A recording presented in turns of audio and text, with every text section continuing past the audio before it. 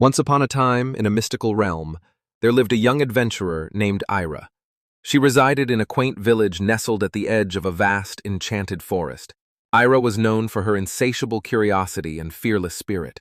One day, while exploring the village market, Ira stumbled upon an ancient, mysterious tome hidden away in a dusty corner of a vendor's stall. The cover was adorned with intricate symbols that seemed to shimmer in the sunlight. Intrigued, Ira purchased the book and took it back to her small cottage. As she began to read the tome, Ira discovered it was a collection of forgotten spells and incantations. The words on the pages seemed to dance, and the stories within whispered secrets to her. Entranced, Ira spent hours devouring the knowledge contained within. The next morning, Ira felt an inexplicable pull towards the enchanted forest. She packed a small bag, said farewell to the villagers, and ventured into the woods.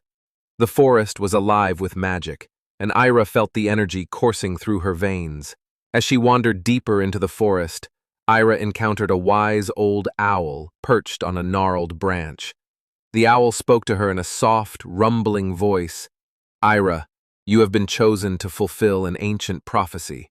A dark force threatens to disrupt the balance of nature. You must find the three ancient artifacts: the crystal of light, the feather of flight, and the tear of the sea." Ira accepted the challenge and set out on her perilous journey.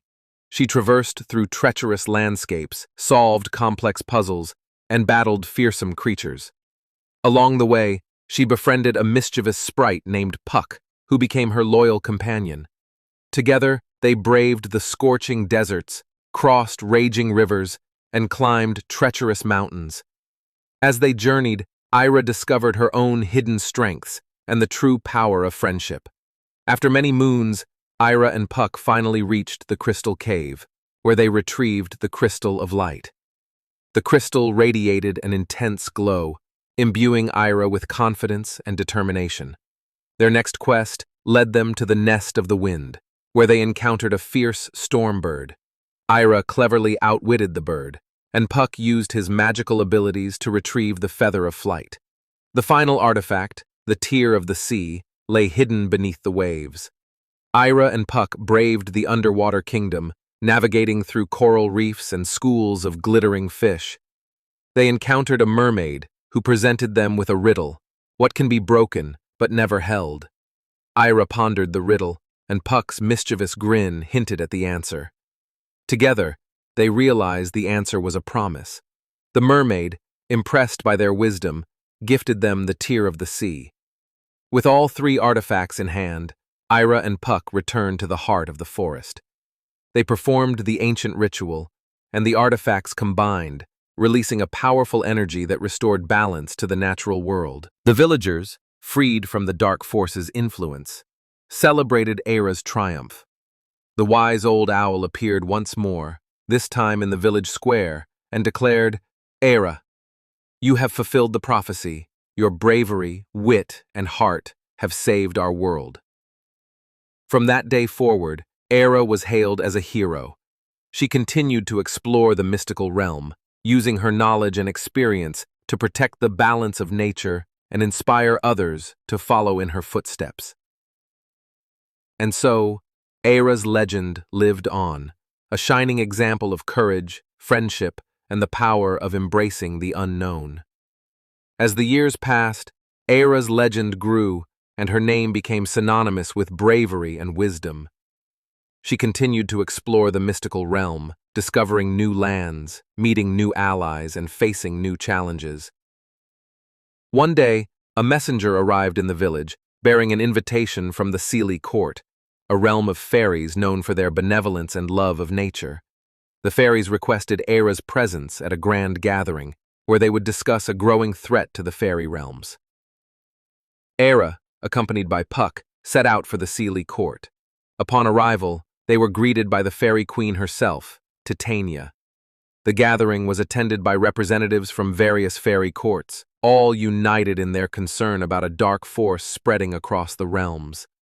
The dark force, known as the Shadow, was a malevolent entity that fed on the negative emotions of fairies and mortals alike. It had already begun to corrupt some of the fairy courts, turning them against each other. Pitania tasked Era with leading a group of fairies, each with unique abilities, to infiltrate the Shadow's stronghold and gather intelligence on its plans. Era assembled a team, including Puck, a shapeshifter named Lyra, a shadow walker named Kyle, and a fairy bard named Arya. Together, they embarked on a perilous mission, navigating through treacherous landscapes and avoiding the Shadow's minions. As they drew closer to the stronghold, they encountered a mysterious figure cloaked in darkness.